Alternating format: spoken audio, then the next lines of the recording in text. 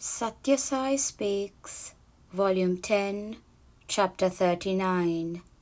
Bring Me the Pain, Part 2 of 2. Bhakti Yoga alone can save and sustain.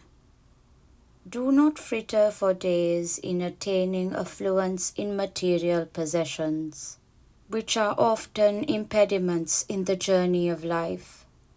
Money comes and goes. Morality comes but grows. Money is not true wealth. It loses value. It bloats the ego and hardens the heart.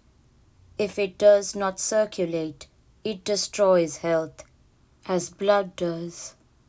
Embodiments of the divine. Do not take it amiss, for I am telling this only out of the fullness of my love. There are many nowadays who go about with various shortcuts to liberation, paths which they have marked out and are determined to preach. Attracting disciples and forming groups, they concoct these out of Hatha Yoga, Kriya Yoga, Raja Yoga, and some thin Vedanta, and then start out as guides and leaders, but the fruits they confer are only flippant and flimsy. They are not lasting or truly liberating. Bhakti Yoga alone, as laid down and practiced through the centuries, can save and sustain. God can be realized only through love. Without love in the heart, God will not reside in a desert. Other paths develop conceit, separate man from man, man from beast. They contract, they do not reach out. They shrink your sphere of awareness of the divine. Love is expansion, and expansion is divine life. So love, it blossoms as compassion and tolerance. It yields the fruit of peace, Shanti. Respect everyone, since the Atma is in all. God is reflected in the medium of nature. In everything His image is to be cognized. If the medium is sattvic, pure, then God is as divine in the image as in His own divine state. If it is reflected in the rajasic, the active, passionate medium, the image becomes the individual jivi. When the tamasic, the dull medium reflects it, then the image is matter. The moon is one, and it is so distant and unaffected, but its reflections in various spots of water differ in brightness and steadiness according to the clarity and calmness of the water. The sattvic is the pot of gold, the rajasic is the pot of copper, and the tamasic is the iron pot. Their value may differ, but the moon is reflected equally well in the water that each may have in them. Again, the golden pot is the Mahatma, the copper one is the believer, the iron one is the atheist. But in all three, the Atma is the inner motivator, the indweller. So respect everyone, since the Atma, the same Atma, is in all. The teacher must practice what he teaches, avoid what he wants his pupil to avoid. Only then can his teachings affect the lives of those who are committed to them. Now the Guru is riddled with desires, and he coolly advises his disciple to discard desire. He smokes cigarettes but warns him against the habit. Such gurus care more for publicity than genuine practice. The Sathya Sai organization has no desire to exhibit any superiority. It tries to hold forth the ideal, to be witness to the truth of certain fundamental spiritual truths and the validity of certain spiritual disciplines. Authenticity of the Sai avatar. Embodiments of the divine. This is the best time to tell you something about the authenticity of this Advent. I am saying this not for establishing a claim for superiority or importance for this body. I only wish to communicate the truth.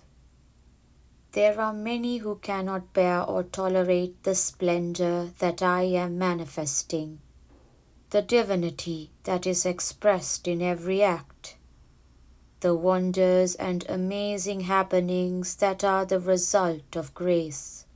These people label these as acts of mesmerism or miracles or feats of magic. They hope to bring these down in the estimation of people. Let me tell you this, mine is no mesmerism, miracle, or magic. Mine is genuine divine power.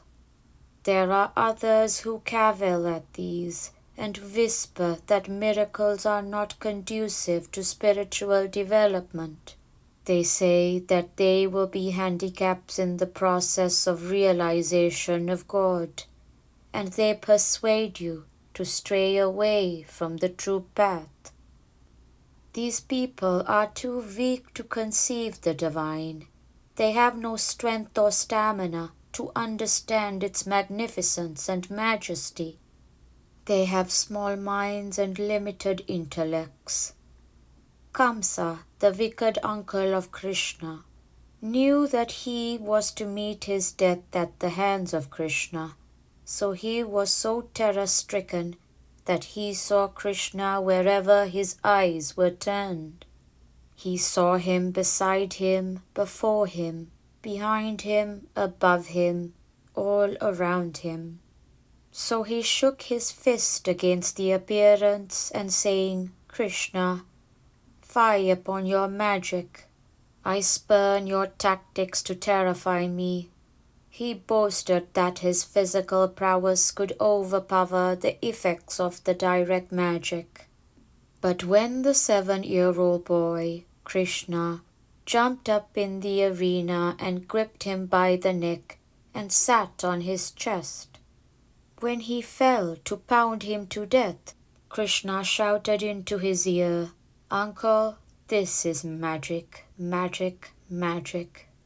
You cannot declare that you have understood a phenomenon when what you do is simply to slight it by the use of a certain word.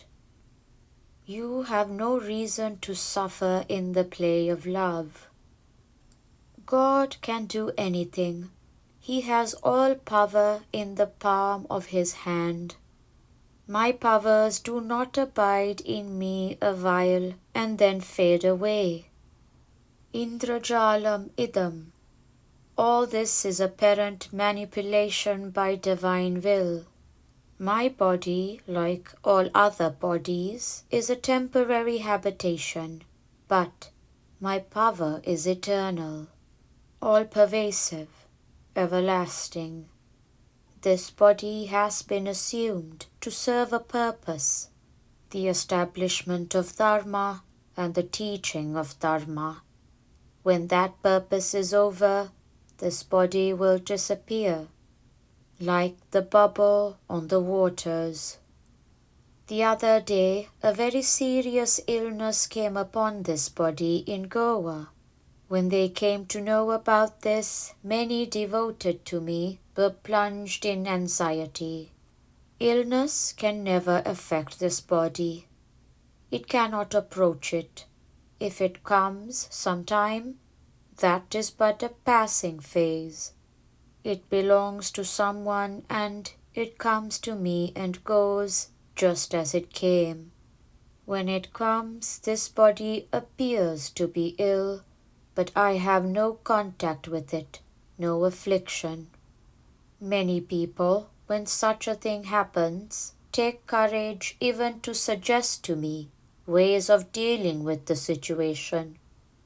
They tell me, "Why, Swami, why do you allow the illness of another to come upon you? If he suffers from it, only one person suffers. But when you allow it to come over you, lakhs of people suffer. Leave it to him, Swami," they say. "When this body is suffering, it is the nature, the duty of devotees to suffer in unison. But I must also follow my duty to take upon myself the suffering of those who have surrendered to me. It is my duty.